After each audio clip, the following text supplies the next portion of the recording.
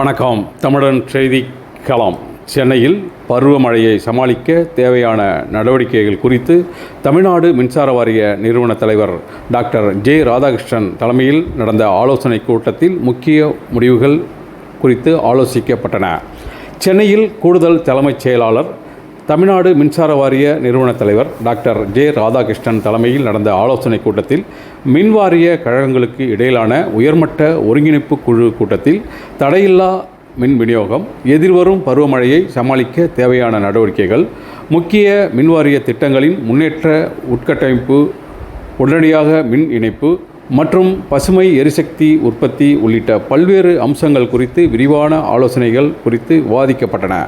கூட்டத்தில் பசுமை எரிசக்தி கழக மேலாண்மை இயக்குனர் அனீஸ் சேகர், மின் உற்பத்தி கழக மேலாண்மை இயக்குனர் கோவிந்தராவ் மற்றும் அனைத்து இயக்குநர்கள், தலைமையக உயர் அலுவலர்கள் கலந்து கொண்டனர்.